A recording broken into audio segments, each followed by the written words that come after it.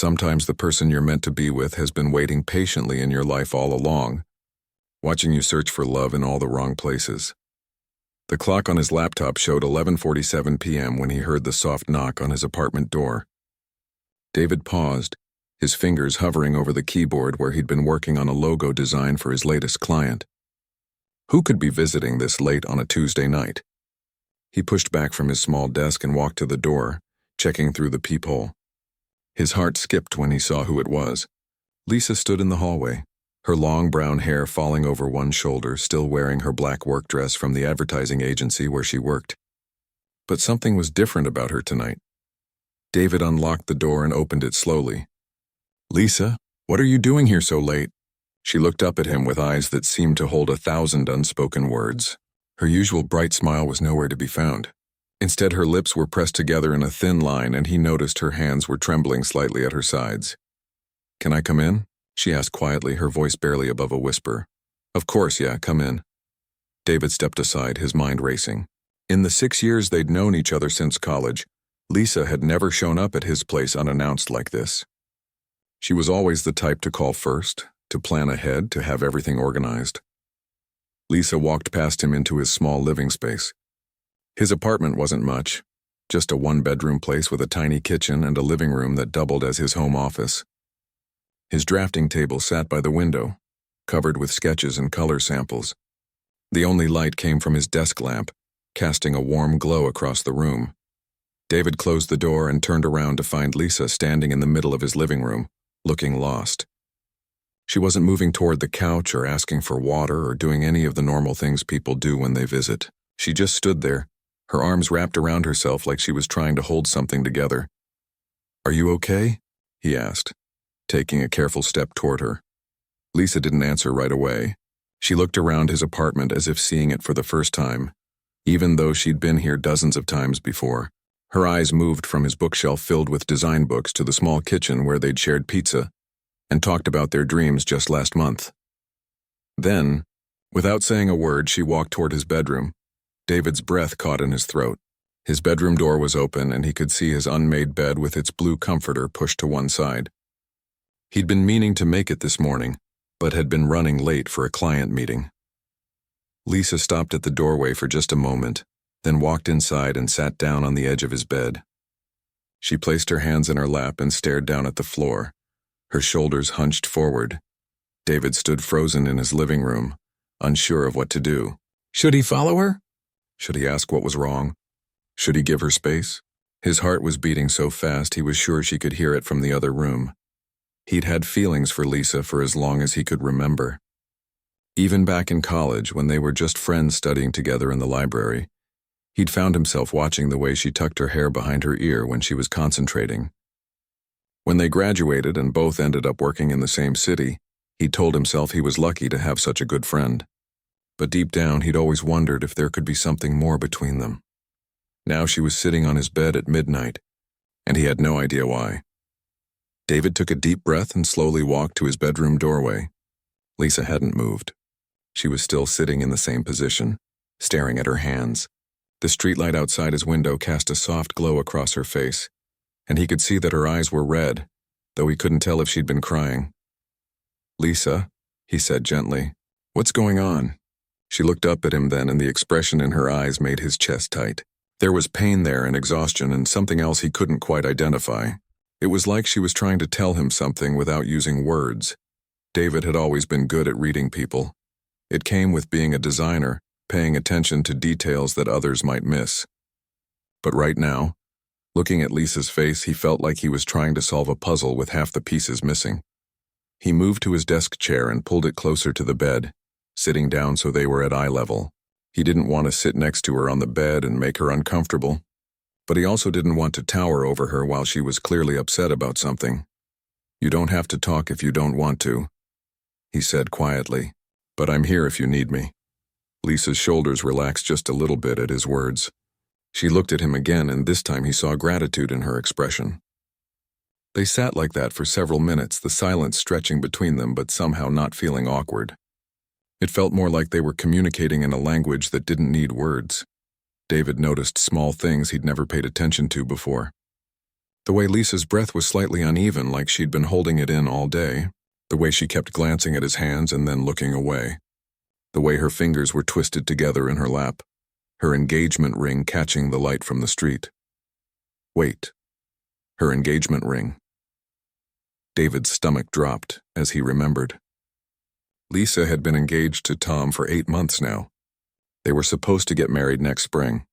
Tom worked at some big law firm downtown and drove a fancy car and took Lisa to expensive restaurants. David had met him a few times and had tried his best to be friendly, even though it hurt to see Lisa so happy with someone else.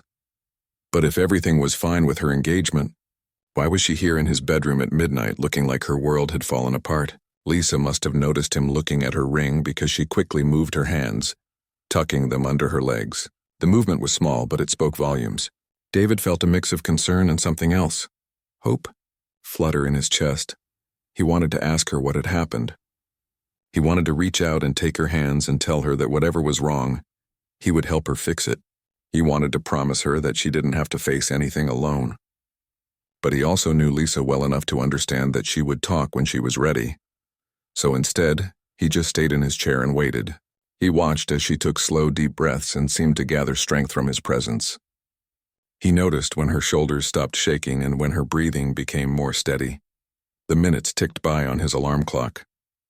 4:55, 12:01, 12:07. Finally, Lisa looked up at him again. Her eyes were clearer now, but still held that same intensity that made David feel like she was trying to tell him something important, something that would change everything between them. And in that moment, sitting in his small bedroom with only the streetlight for illumination, David realized that whatever had brought Lisa to his door tonight was about to change both of their lives forever. The silence in David's bedroom felt heavy, like the air before a storm. Lisa sat on the edge of his bed, her hands now resting flat on her knees, staring at the hardwood floor. David remained in his desk chair, close enough to offer comfort but far enough away to give her space. He studied her face in the dim light. Lisa had always been beautiful to him, but tonight she looked different, vulnerable. The confident woman who could present marketing campaigns to rooms full of executives seemed to have disappeared, leaving behind someone who looked fragile and lost. David's eyes traced the familiar features he'd admired for years, the gentle curve of her cheek, the way her eyelashes cast shadows in the streetlight, the small freckle just above her left eyebrow that she always tried to cover with makeup. But tonight he noticed things he'd never seen before.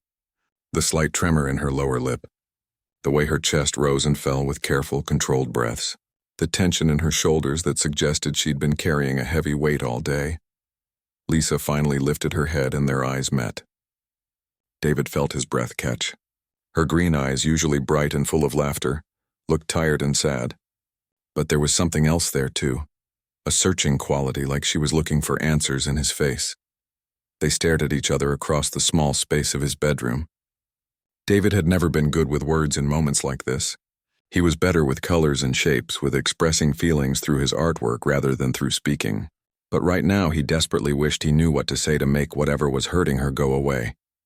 Lisa's eyes seemed to be having a conversation with him that her mouth couldn't.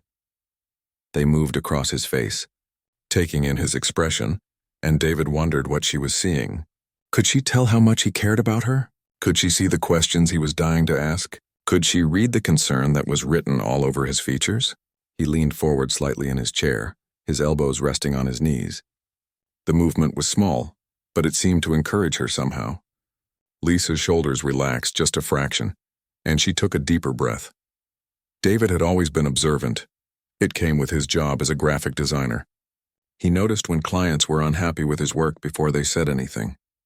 He could tell when his neighbor was having a bad day just by the way she walked to her car.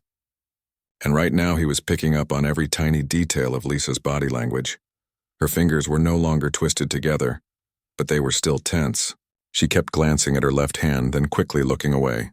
The engagement ring that usually caught the light and sparkled seemed dull tonight, like it was just another piece of metal rather than a symbol of love and commitment. David found himself thinking about all the times Lisa had talked about her wedding plans over the past few months. How excited she'd been about finding the perfect dress. How she'd shown him pictures of flower arrangements and asked his opinion about colors. How her face had lit up when she talked about the venue they'd booked. But now, sitting in his bedroom at past midnight, none of that excitement was visible. Instead, she looked like someone who had lost something important and didn't know how to find it again. Lisa's eyes moved around his room, taking in details she'd probably never noticed before during her previous visits. His collection of design books stacked on the nightstand. The sketch pad he kept beside his bed for when ideas struck him late at night. The small plant on his windowsill that somehow managed to stay alive despite his lack of gardening skills. When her gaze came back to his face, David saw recognition there. Not just of him as her friend David, but recognition of something deeper. It was like she was seeing him clearly for the first time, noticing things about him that had always been there, but had somehow been invisible before. David felt heat rise in his cheeks under her intense stare. He'd dreamed of having Lisa look at him this way, really look at him, not just glance over while she was thinking about someone else. But he'd never imagined it would happen under circumstances like these, when she was clearly upset about something. He shifted in his chair, the movement causing a slight creak in the old wood. The sound seemed loud in the quiet room, and Lisa's attention focused on him even more intently. David felt like she could see right through him, past all the careful walls he'd built over the years to hide his feelings for her. The clock on his nightstand ticked steadily, marking the passage of time. 12:15, 12:16, 12:17.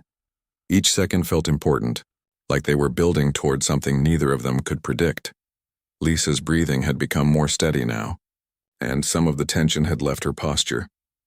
But her eyes never left his face. David wondered if this was what it felt like to communicate without words.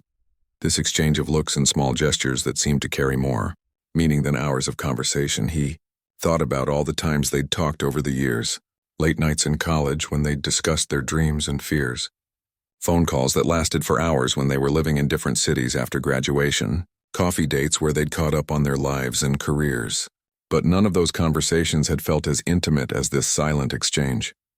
Lisa tilted her head slightly, and David caught a glimpse of the girl he'd first met in their design theory class. She'd been sitting 2 rows ahead of him, and he'd spent most of that semester watching the way she took notes, her handwriting neat and careful. When they'd finally been paired for a project, he'd been nervous and excited and completely unprepared for how easy it would be to talk to her. Now, 6 years later, they were having the most important conversation of their relationship without saying a single word. David saw the exact moment when Lisa's eyes filled with tears. They gathered slowly, making her green eyes look even brighter in the dim light. She blinked, trying to hold them back, but one tear escaped and rolled down her cheek. That single tear changed everything. It was like a dam breaking, and suddenly David could read everything in her expression, the pain of betrayal, the confusion of not knowing what to do next, the exhaustion of pretending everything was fine when her world was falling apart, and underneath it all something that made his heart race and a look of trust. Like she'd come to him because she knew he was the one person who would understand. David's hands twitched with the urge to reach out and wipe that tear away, but he held himself back. This moment belonged to Lisa. She had chosen to be here in his room, sharing this silence with him. The least he could do was let her decide when she was ready for more. The single tear that rolled down Lisa's cheek seemed to break something open inside her. David watched as her careful composure began to crack, like ice breaking apart on a frozen lake. Her shoulders started to shake, and she pressed her lips together as if trying to hold back words that desperately wanted to come out.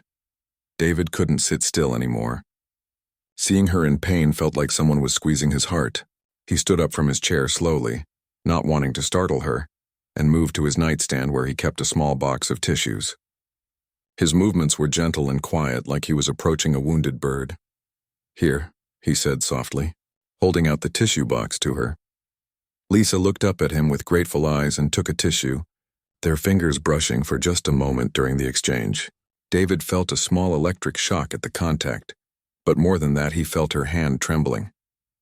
He sat down on the bed beside her, leaving enough space between them so she wouldn't feel crowded, but close enough that she'd know he was there.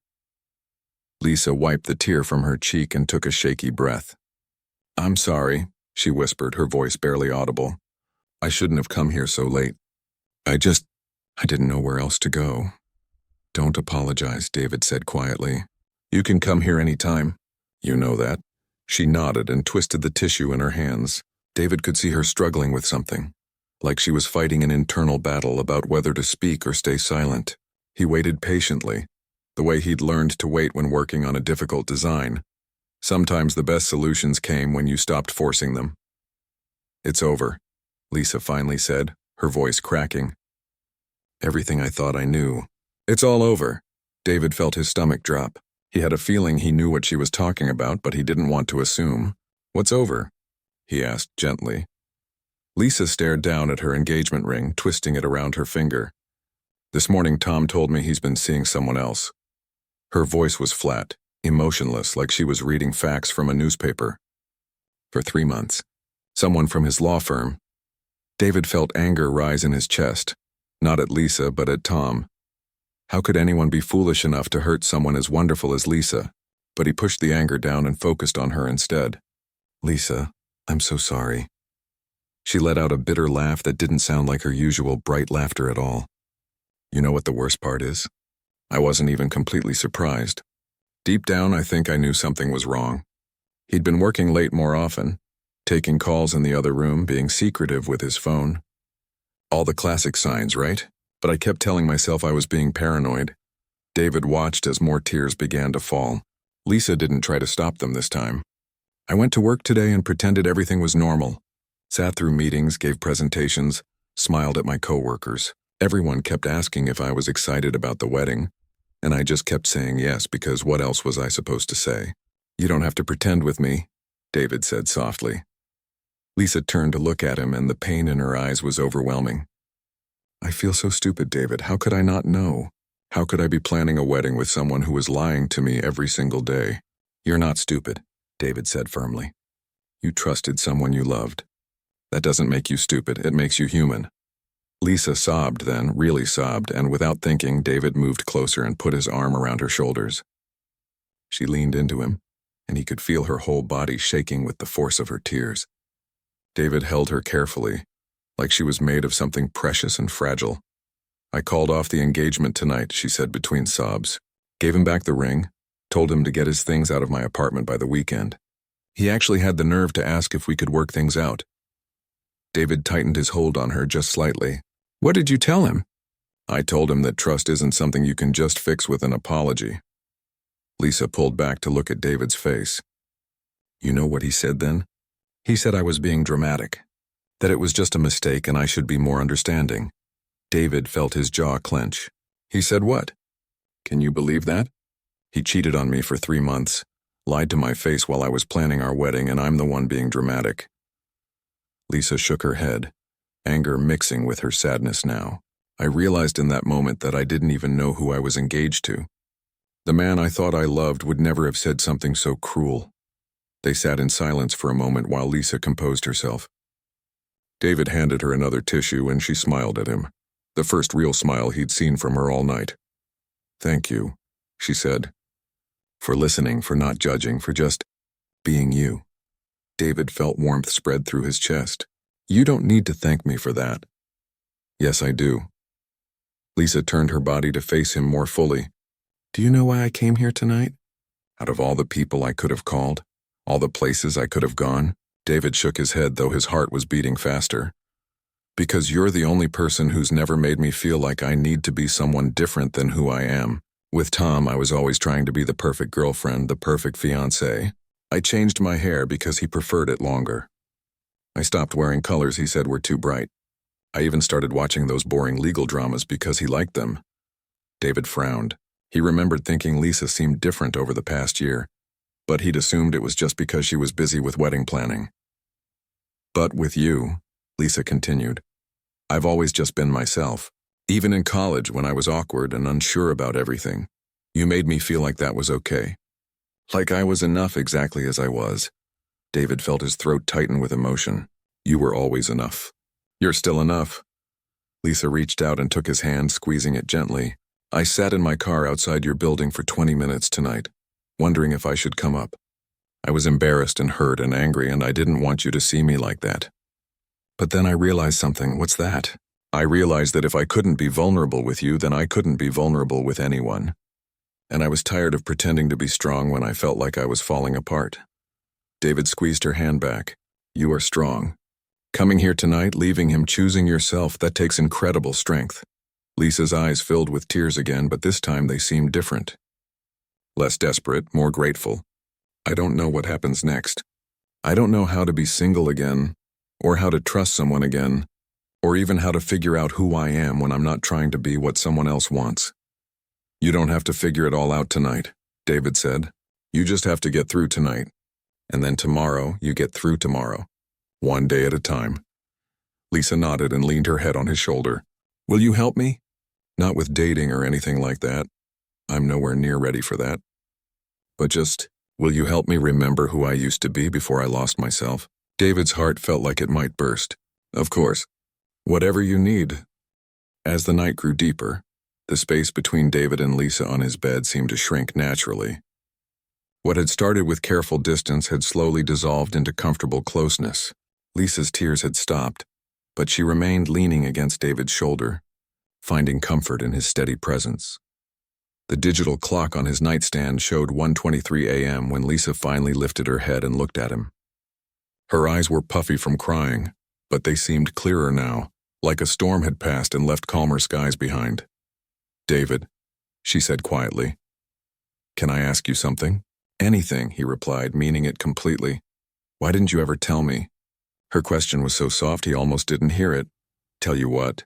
Lisa studied his face in the dim light filtering through his bedroom window. How you feel about me? I know you care about me more than just as a friend. I've always known, I think. But you never said anything. David's heart began racing. This was the conversation he'd imagined having with her countless times, but never under these circumstances. Because you were happy, he said honestly. Or at least I thought you were happy, and your happiness was more important to me than my feelings. Lisa was quiet for a long moment, processing his words. Even when it hurt? Even when it hurt, David confirmed. Especially when it hurt. She turned her body to face him more fully, tucking one leg underneath her on the bed. That's the difference between you and him, isn't it? Tom always put his own needs first. His career, his friends, his opinions, his wants. But you put mine first, even when I didn't deserve it. You always deserved it, David said firmly. You deserve to be with someone who puts you first, who sees how amazing you are and never takes that for granted. Lisa's eyes filled with tears again, but these were different from the earlier ones. These seemed to be tears of recognition, of understanding something that had been hidden from her view. I'm scared, she whispered. Of what? Of everything. Of being alone. Of trusting the wrong person again, of... She paused, seeming to gather courage. Of ruining the best friendship I've ever had because I'm starting to see it differently now. David's breath caught. What do you mean? Lisa reached out and touched his face gently, her fingers tracing along his jawline. I mean that sitting here with you tonight, I keep thinking about all the times over the years when I should have noticed. All the times you were there for me when no one else was. All the times you listened to me talk about other guys and never once made me feel guilty about it, even though it probably hurt you. David closed his eyes at her touch, memorizing the feeling of her fingers on his skin. Lisa, let me finish, she said softly. I keep thinking about how safe I've always felt with you. How easy it's always been to talk to you. How you make me laugh even when I'm having the worst day. And tonight, when my whole world fell apart, you were the only person I wanted to run to. David opened his eyes and found her looking at him with an expression he'd never seen before. It was tender and uncertain and hopeful all at once. But I also keep thinking about how unfair it would be, Lisa continued, to ask you to help me pick up the pieces of my heart just so I can figure out that what I've been looking for was right here all along. What if I'm just confused because I'm hurt and vulnerable? What if I'm seeing something that isn't really there because I need it to be there right now?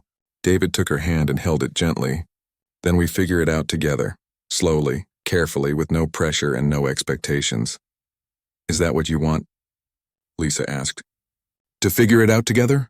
David had dreamed of this moment for so long, but now that it was here, he realized how complicated it really was.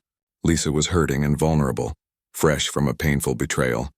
The last thing he wanted was to take advantage of her emotional state. What I want, David said carefully, is for you to heal. I want you to rediscover who you are when you're not trying to please someone else. I want you to trust yourself again. And if after all that you decide you want to explore what's between us, then yes, I would want that more than anything. Lisa smiled through her tears. You know what I realized tonight? What? I realized that I've been in love with the idea of being in love instead of actually being in love with the right person. She squeezed his hand. Tom and I, we looked good on paper. Same career goals, same social circle, same 5-year plan. But we never had what you and I have right now. What's that? This feeling like I can tell you anything and you'll still be here. It's like I can be my worst self and you'll help me find my way back to my best self, like... She paused, searching for the right words. Like home. David felt his heart skip. You feel like home to me too. They sat looking at each other in the soft darkness of his bedroom, both aware that they were standing at the edge of something that would change everything between them. The air felt charged with possibility and fear and hope all mixed together. Can I stay here tonight? Lisa asked suddenly. Not because of anything romantic, just because I don't want to go back to my empty apartment and think about everything that's different now. Of course, David said without hesitation. You can stay as long as you need. Just tonight, Lisa said quickly. I need to start figuring out how to be on my own again. But tonight I just want to feel safe. David nodded and started to get up. I'll take the couch and you can have the bed. Lisa caught his hand. Stay, please. I know it's complicated and confusing, but I don't want to be alone right now. We don't have to do anything or figure anything out tonight, just stay. David looked into her eyes and saw the little girl who had been afraid of thunderstorms back in college. The same girl who used to fall asleep on his shoulder during late-night study sessions. Okay, he said softly. I'll stay. They arranged themselves on top of the covers, both still fully dressed. Lisa curled up on her side facing him and David lay on his back, one arm behind his head. They talked in whispers about everything and nothing. Memories from college, dreams they'd forgotten, fears they'd never shared with anyone else. As the hours passed, their conversation grew softer and more intimate. Lisa told David about the day she'd first realized she had feelings for him. It was junior year, when he'd stayed up all night helping her finish a project she'd procrastinated on. David admitted that he'd written her name in the margins of his notebook so many times he'd had to buy new ones. Around 4 a.m., their voices finally grew quiet. Lisa had moved closer during their conversation, and now her head was resting on David's shoulder, her hand placed gently on his chest. David could feel her breathing slow and deepen as she began to drift off to sleep. Just before she fell asleep completely, Lisa whispered something that made David's heart race. Thank you for waiting for me to find my way back to you. The soft morning light filtering through David's bedroom window slowly pulled Lisa from her sleep. For a moment she felt disoriented, unsure of where she was. Then the events of the previous night came flooding back. Tom's betrayal, her broken engagement, the desperate drive to David's apartment, and the hours they'd spent talking until dawn. Lisa turned her head slightly and found David still asleep beside her, his face peaceful and relaxed. His arm was still around her shoulders from where she'd fallen asleep against him, and she realized she felt safer than she had in months, maybe even years. She studied his face in the gentle morning light, really looking at him in a way she'd never allowed herself to before. The strong line of his jaw, the way his dark hair fell across his forehead, the small scar above his left eyebrow from when he'd fallen off his bike in college. How had she never noticed how handsome he was? Or had she noticed and just pushed those thoughts away because it felt too complicated? David's eyes opened slowly, and when he saw her watching him, he smiled, that warm, genuine smile that had always made her feel like everything would be okay. Good morning, he said quietly, his voice rough with sleep. Good morning, Lisa replied, suddenly feeling shy. In the daylight, everything felt different, more real, more complicated. David must have sensed her change in mood because he carefully moved his arm from around her and sat up, giving her space. How are you feeling? Lisa sat up too, running her hands through her messy hair. Different, she said honestly. Everything feels different this morning. They sat in comfortable silence for a few minutes, both processing the weight of what had happened between them. Finally, David spoke. Lisa, about last night. I don't want you to feel like you owe me anything or like you have to figure everything out right now. You've been through something traumatic, and the last thing I want is to add pressure to what you're dealing with. Lisa turned to look at him, touched by his thoughtfulness even now. "That's exactly why I came to you," she said softly. "Because I knew you'd say something like that." David smiled but still looked concerned. "What happens now?" Lisa was quiet for a long moment, thinking. "I don't know," she admitted. "I know I need time to heal from what Tom did. I need time to figure out who I am when I'm not trying to be what someone else wants me to be. But David, what I said last night about feeling like home with you, that wasn't just because I was hurt and emotional. That's always been true. For me too," David said quietly. Lisa reached for his hand. "So maybe we take it slow? Maybe we start by just being honest with each other about our feelings and see where that leads us." David squeezed her hand gently. "I'd like that, but only if you're sure. I've waited this long for you, Lisa. I can wait longer if you need me to." Lisa felt tears prick her eyes again, but these were good tears. "How did I get so lucky to have you in my life?" "I think I'm the lucky one," David said. They spent the morning talking over coffee in David's small kitchen. Lisa called in sick to work, something she never did, and David cleared his schedule for the day. They talked about practical things like how Lisa would handle seeing Tom again when he came to get his things, and how she would tell her friends and family about the broken engagement. But they also talked about deeper things. Lisa told David about how she'd slowly lost pieces of herself during her relationship with Tom, and how she wanted to find those pieces again. David shared his own fears about their friendship changing, and how terrified he was of losing her completely if things didn't work out between them. "You won't lose me," Lisa assured him. "Even if we tried being together and it didn't work out, which I don't think will happen, you won't lose me. You're too important to me." As the day went on, Lisa began to feel stronger. Having someone believe in her, someone who saw her worth even when she couldn't see it herself, made all the difference. David didn't try to fix her problems or tell her what to do. He just listened and supported her and reminded her of her own strength. Around noon, Lisa's phone buzzed with a text from Tom. David saw her face change when she read it. "What does it say?" he asked gently. Lisa showed him the message. Tom was asking if they could meet to talk, saying he'd made a mistake and wanted to work things out. "What do you want to do?" David asked. Lisa stared at the phone for a moment, then deleted the message without responding.